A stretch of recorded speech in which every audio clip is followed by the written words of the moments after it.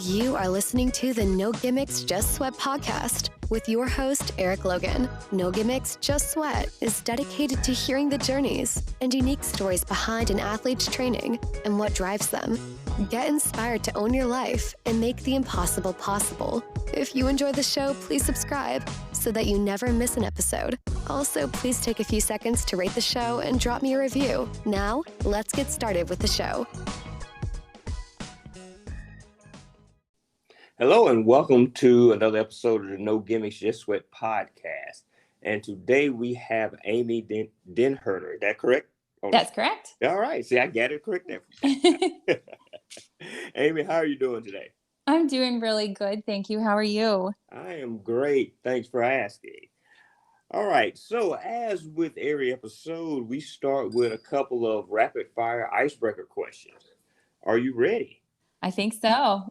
Fire away. Okay. All right. Morning training or evening training?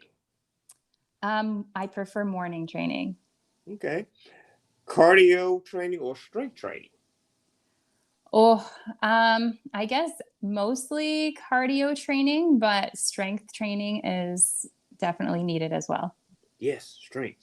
We need strength. We do. All right. Run on the treadmill or run outside? Always run outside. Yes. Always. Okay. Ride inside with or without Zwift? Oh, ride inside without. I actually do not have Zwift or anything connected to that kind of stuff at all. Don't feel bad. I don't use Zwift either. Okay, good. And again, it's nothing against it. It's just right. It's just something I don't use. I haven't gotten into yet. Me either. All right. What is your favorite segment in a duathlon? Running or bike? Oh, that's tough. I think, it kind of changes for me each race, but because I appreciate both disciplines pretty equally, but I've been having a lot of fun on the bike lately. Okay. All right. Your favorite race distance, a sprint, Olympic, or long course? Well, let's see. I have only done one Olympic distance, and the others have been sprint, but I think I might prefer the Olympic distance. Oh, okay. All right. First thing you do after a race? I guess as soon as I cross that finish line, I get the biggest hug from my husband. And if my kids are there, I get hugs from them too. So that's usually the first thing. Oh, all right. A dream race that you want to participate in? I definitely have my sights set on duathlon championships. Okay. All right. If you can go on a run, a ride, or train with any celebrity, dead or alive, who would it be? Oh my goodness. Digital audio in. Ignore that. Okay. Let's see. I think someone that has been, at least in the media for me right now, has been Lucy Charles Barkley. Okay. Yeah, and I would just love to spend any amount of time with her, and training next to her would be amazing. So she would probably be it. Okay. All right, last one. Dream location anywhere in the world that you would want to go for a run or a bike ride? Well, let's see. It might have to be, my goodness, I don't know. I would love to be in Hawaii. I really love Hawaii, and I think that would be a beautiful place to run or bike. So see, we have that in common. Okay, great. That's my location too. Awesome. Great. All right. Again, thanks for being on the show. And as with every episode, we want to know what your origin story is. You are an athlete, you are a duathlete. How did you get to that point? Yeah, so I think it's kind of been this, I don't know, beautiful evolution of just different phases of life for sure. I am a former professional dancer for the Arena Football League, and while I was dancing during the season, I tore my meniscus, unfortunately.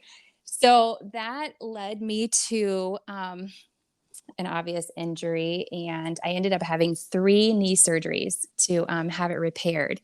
Oh, wow. And so, yeah, so that ended up being a pretty big setback as far as dancing goes. And so after I healed from that injury, I was lucky to be able to make a full recovery. The twisting and turning of dancing just wasn't easy for me to do, and also risked me injuring my knee again. But I still really enjoyed, being athletic. I had always had an appreciation for running, and I had done some running younger, and I'd done a 10K when I was, I think, 13. And so, I just thought, well, I can pick up running. That was actually easier on my knees than dancing. So after I had my son, I decided I wanted to try to run a half marathon. I just had that distance in my head of something that I wanted to accomplish. And so in 2013, I ran my first half marathon and fell in love with it. And then just wanted to keep adding on distance from there. Then the following year, I did my first 25K and loved that. And then wanted to train for a marathon and ran a marathon and was just loving this running gig, and really just appreciating the community involved with running as well. And so I continued to train with running, and I started to train for my second marathon. And this was one mistake that I made while training, that I was solely just running and not doing the strength work. Right. So that led to another injury, unfortunately. So I wasn't able to complete my second marathon. And after that, that actually led me to the bike, because I wasn't able to run, but I still needed to keep up, I still wanted to keep up a level of fitness and strength and help rebuild that injury. So I started spending a lot of time on the bike. And the funny part about that is that my husband is a former triathlete and cyclist. So he was pretty thrilled to see me get on a bike at this point. So you're probably like, finally, I know. He was so thrilled, and I was not happy to be switching up my sport, but I was, willing to put in the work to get back to running and building strength. And so I did a lot of cross training on the bike, and before you knew it, I was really falling in love with the idea of cycling, and realized that I have some potential there. And so I thought, hey, let's just combine the two and see how that goes. And duathlon has been so much fun and has just been so exhilarating and really just a cool category to be in. So that's kind of where I'm at now. Okay. And again, as I mentioned before, I kind of have a little bias. Yes. With duathlons and duathletes, because, we kind of don't get the same level of recognition or acknowledgement, or even support as, triathletes do. I agree. I think duathlon is a really underestimated category. I think that it's not something that's talked about very much. And I know that a lot of triathletes kind of do a bit more duathlon training in their off season, especially if they live in cooler months where there's not water available or a pool or something they can get in to train. But that ends up being a pretty rigorous training for them as well. And I don't know a single triathlete that ever wants to do a duathlon. They love their tri sports. And it's tricky. It is, it's hard. And it's tricky. And so I do feel like it's a very underestimated category that is not talked about or promoted enough. But yeah, so it's a small area of us out there, but it's a really unique way of doing sports. Well, and I'm kind of curious. You're in Michigan, correct? Yes, I am.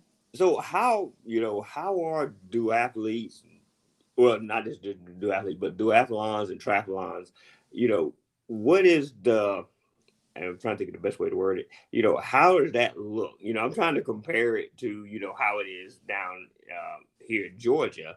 Mm-hmm. And I know even in Georgia, it's different from how it's done in Alabama, as well as how it's done in Florida, and then as well as how it's done in Tennessee. Yeah. Are you meaning as far as distances or? Well, distances, how it's received. I would give you a good example. Generally, the events that I've seen in Tennessee and in some parts of Alabama, whereas, it's generally starts with a run, then you have a bike ride, then another run. Many races are, you start with the bike and then you do the run. Oh, interesting. So while people are swimming, you're just standing there. Then as soon as the first person comes out the water, that's when you start. I see. Gotcha. So far with my experience, they have all been run, bike, run. And I think most of them that I've done are pretty separated in different sections, but we all pretty much start around the same time. I think the last duathlon I did, we started a little bit earlier than the swimmers, than the triathletes, because eventually we all kind of end up on the same course. Right. I mean, usually I think the last run course ends up being slightly different, because then that's when everyone kind of ends up on that course. But I don't know, I've kind of done a little bit of both, but I do think that a lot of the triathlons I've seen around here usually have a duathlon option or an aqua bike. So I think that's really nice because, sometimes athletes get injured, triathletes get injured and, can only do 2 out of the 3 or something like that. And so I think it's really nice that there are those other categories offered usually. Yes. And there are 2 groups down here that they really emphasize, like you were saying, the duathlons and the aqua bike parts. And, there's some that, they pretty much just focus on triathlon and they may do, the aqua bike. And they kind of look at duathlon like, yeah, we don't have that many people sign up for it. Oh, yeah. So far I haven't had that experience yet, but but I also know there's not a ton of duathlon options either. So Exactly. Yeah, they kind of end up being few and far between. So exactly. And I noticed when I first started doing duathlons back in 2017, it was very few people that signed up. Okay. But now, whereas when I first started, if we had 5 to 10 people competing in an event, that was good. Yeah. Now we're seeing 30 plus. Right. So it's growing. Yes. And people are kind of seeing that it's a challenging, sport to do. And, yeah. And it gives you that opportunity that, if you don't like to swim, yes, or you can't swim, right, you can still be competitive. Right. Well, and I think especially too during the pandemic, a lot of pools were closed. Right. And, we live in a cooler climate, and so you can't really swim outdoors. So I think a lot of people were limited by that as well. And so, perhaps that's opened up the duathlon category a little bit more for some people too, and just to dive into a different, a different category as well. But, and I think there's also this misconception about, the distances too with duathlon, because I think there is kind of this common perception that you're doing half of the work that triathletes do. And so, we still cover quite a bit of distance. I mean, for me, and probably for you, a sprint distance is usually a 5K run, 20K bike, and then another 5K run. So I've seen sprint distances where the first run is a little bit shorter. Right. But typically those are the standard, I would say, for a sprint distance. So we're still running a 10K. Right. Right. Yeah. I know I had 1 year, one race director when we pulled up as far as the duathletes get ready to start. She just kind of shook her head. She's like, "You people just love to run." Yes. There's like, there's no way. Right. Exactly. I know, like I said, I don't know a triathlete that would want to even do the duathlon category. So, Right. And again, it is a lot of wear and tear on your body, it is. and I think a lot of people don't realize that. Yeah, I would agree. I mean, especially someone that started in running and then moved into biking, I think that's what makes it so unique for me, is getting on the bike in the middle is kind of a bit of a break, Yeah. from your running, but then it still allows your legs to keep moving and activates different muscles. And so then usually the second run, once your legs kind of wake up and make that turnover, it usually feels pretty good on the second run. So, Yes. yeah. Yes, definitely. So let's talk about training. Yeah. So what does a week of training look like for you? Yeah. So during duathlon season, Mondays are always a bike day for me, usually around a 45-minute bike or so.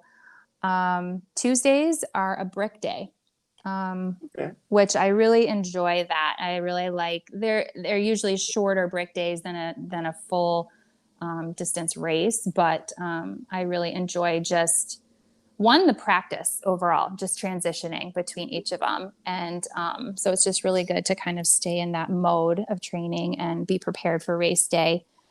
Wednesdays are usually an easier run day, or I have the option of taking those days off.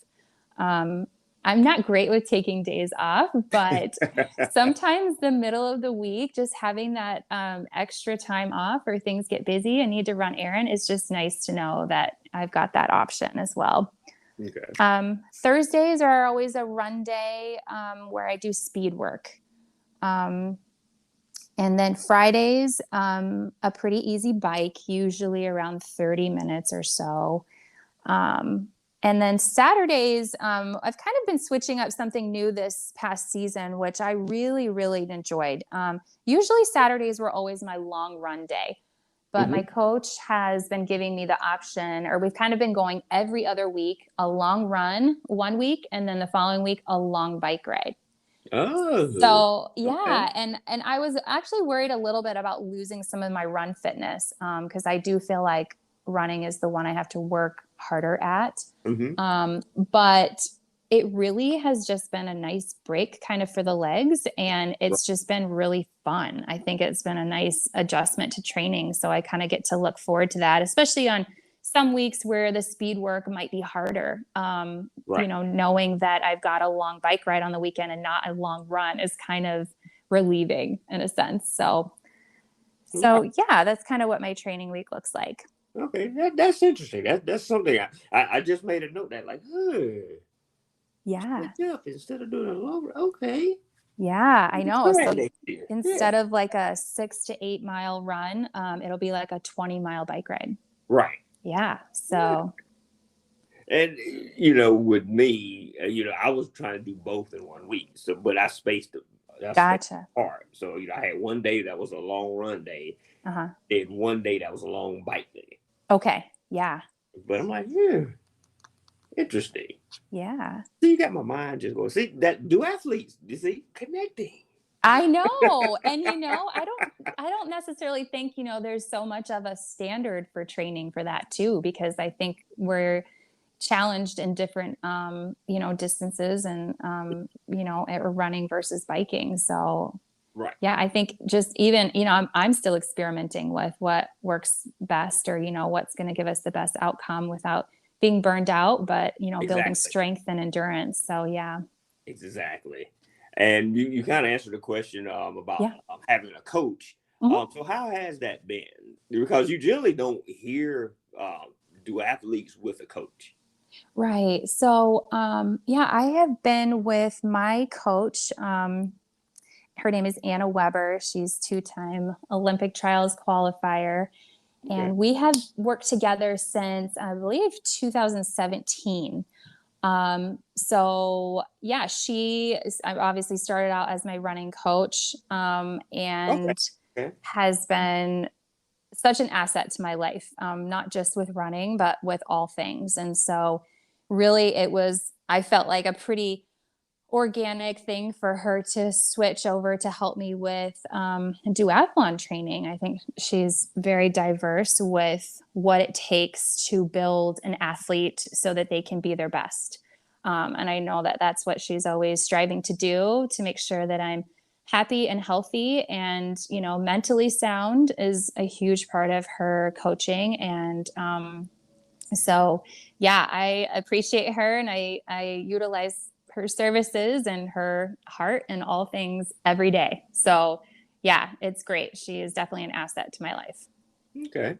So, I know it's something that we all don't want to talk about. We want to kind of put in our review mirror as much as Yeah. possible. 2020. Yeah. How did the pandemic, how did that change your training? Races were canceled. Mhm. Plans you may have had. I'm not sure if you're like me that, I have my race list already together, ready to go for the year. These are races I'm going to run in. Then all of a sudden to find that, the world shuts down Right. and you can't train like you normally train. You can't, uh, Mhm. participate in events or anything. So how did that affect you? Mhm. Yeah. You know, I I kind of looked at it a little bit differently. The last in-person race I had was a half marathon that was in February. So it was we were right on the brink of really getting snow and cold and everything like that. And then everything kind of started to shut down after that. For me, just training in general and racing is a huge part of just my mental and emotional health. So I just kept doing all the training, and as if the races might be happening. But I did also, I feel like, adjust my distances. And I kind of spent that year experimenting with different distances and different races as well. Because I felt like that there was so much uncertainty. I just knew what I could control was what I was doing and how I was training. And so I I feel like I kind of took my training down a bit, and I focused a bit more on a 10K distance. Usually, prior to that, I was more the half marathon distance, half marathon to 25K. And, just not knowing if races were going to happen or not, any sort of long distance races really puts a lot of rigors on your body. And so, just knowing that I could still train pretty effectively and consistently, even at the 10K distance, that kind of just became my favorable distance for the year. And then I just thought, well, if there's a race that happens, I'm available and I'm ready and I'm trained to do it. If it doesn't, we just keep plugging away. And I really thought it was a great thing that so many races had become virtual, because even with all the uncertainty going on and exposures, I wasn't even feeling very comfortable being in person. So knowing that I had the virtual option to just go outside, on the sidewalk and do my own race was really comforting as well. So I still competed in several virtual races and loved that. And then I also did my first Olympic distance duathlon during that time too. So it just allowed me, I feel like time and space to try new things. Okay. So yeah. Okay. And now and you've done a couple of races this year, right? Yes. And do you feel that you are properly prepared for them? Do you feel that you did better than expected, or you did worse, because you didn't race last year?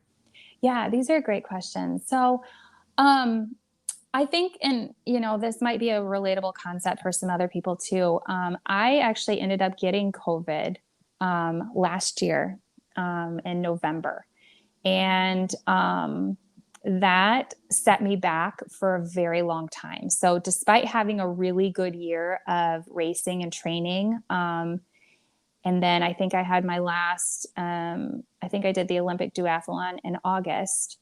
I fell pretty ill.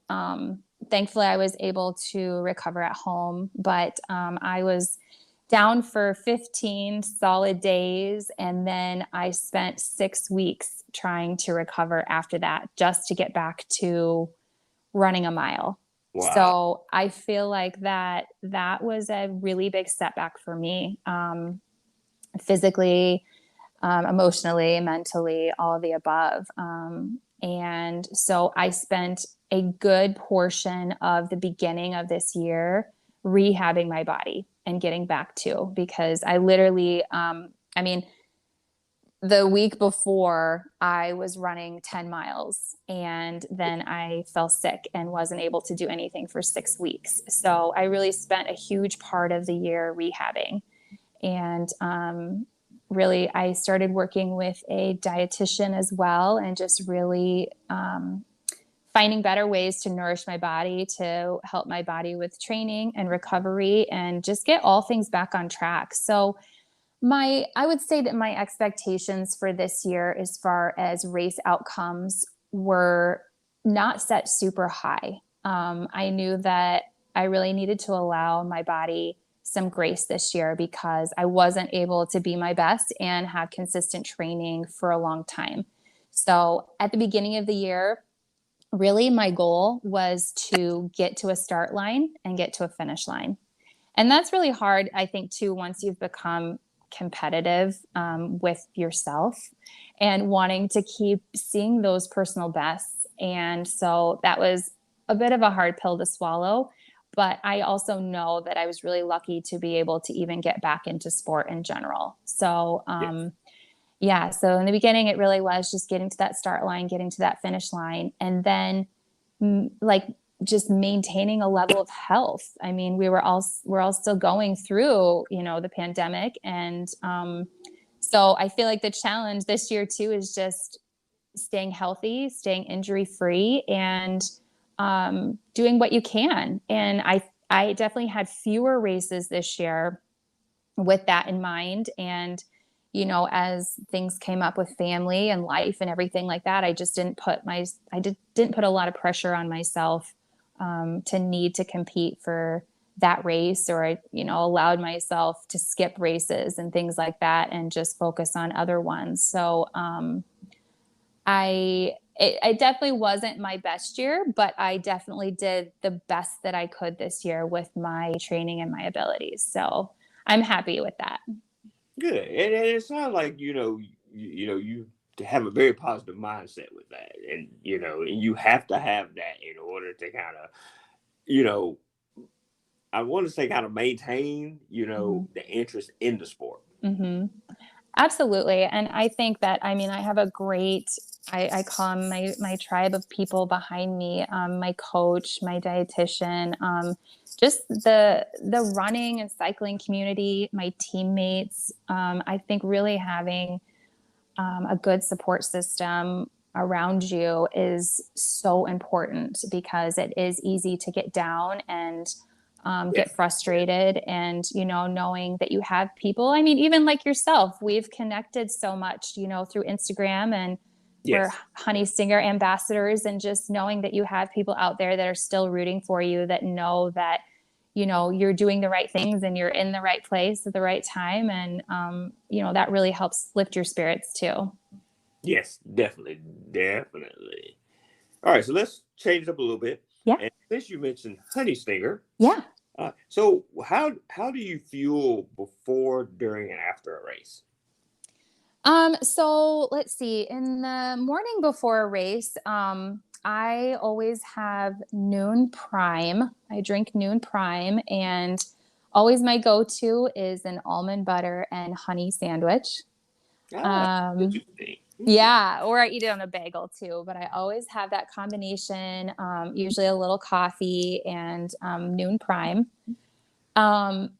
During a race, I always have it kind of, it will depend on if it's a running race or a duathlon, but for duathlon's sake, I always have Noon Endurance and water on my bike. And then I also love the Honey Stinger Performance Chews.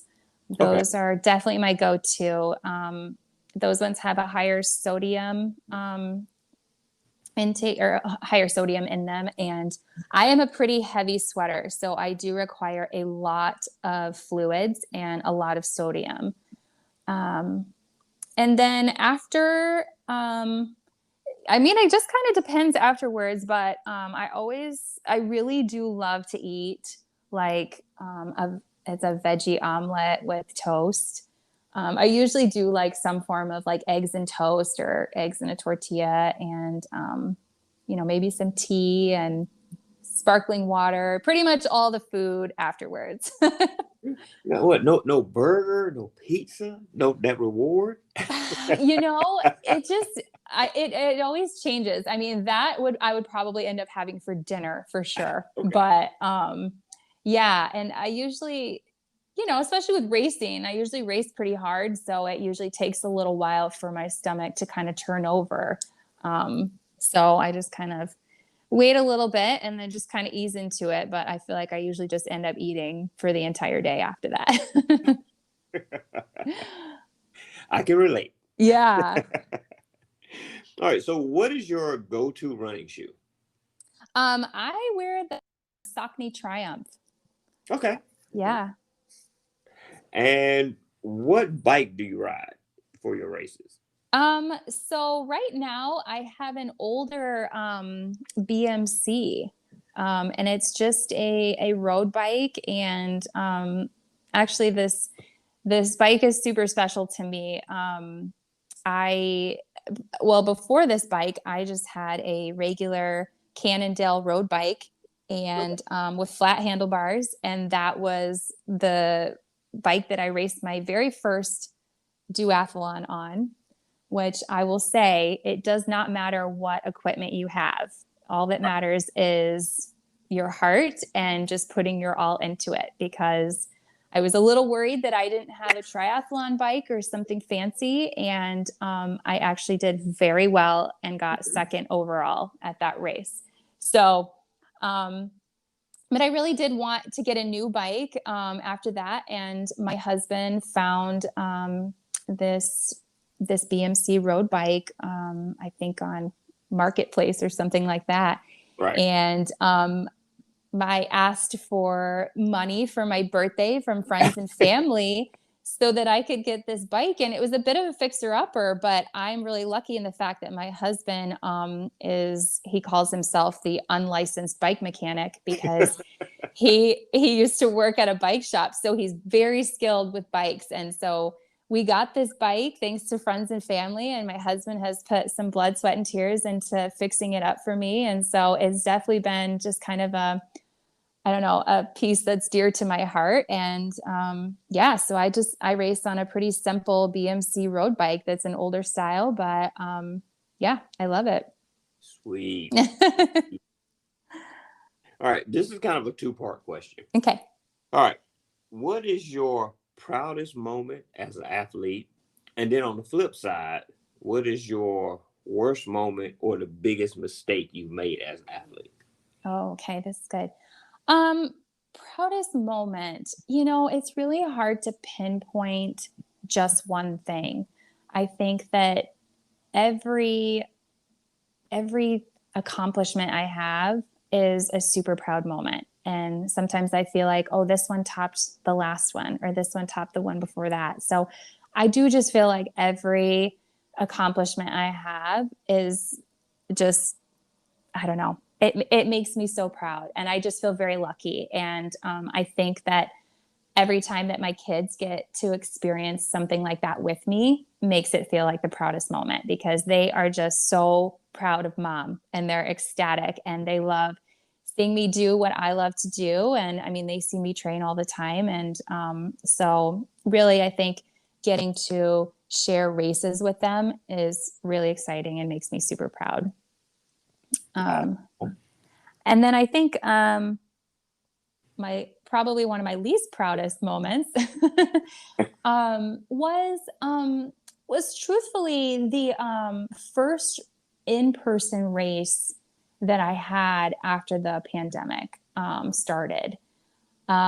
There was just a lot of, I had kind of put a lot of pressure on myself, and it was just a little nerve-wracking to be back in that race environment after being out of it for, I don't know, maybe a year or something. I think I had just kind of put some expectations on myself for needing to get back out there and perform again. And, just do really, really well despite being out of practice. And I was very, very, very nervous, and I had put a lot of expectations on myself, and it didn't go well.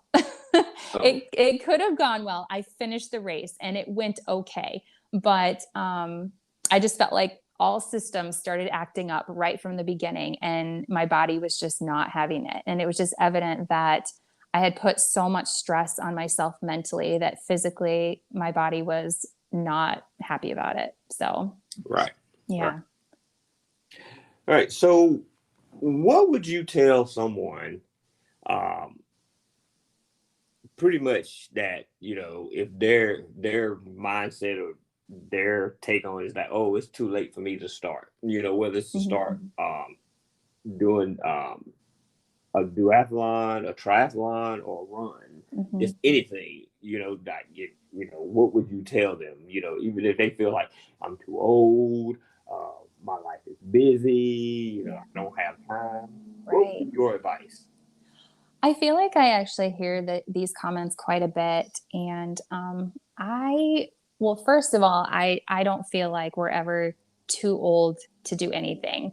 Right. I think that scientifically, even the body is amazing and very moldable. And with training and spending time, starting low and slow and working your way up, I really think you can do anything that you set your mind to.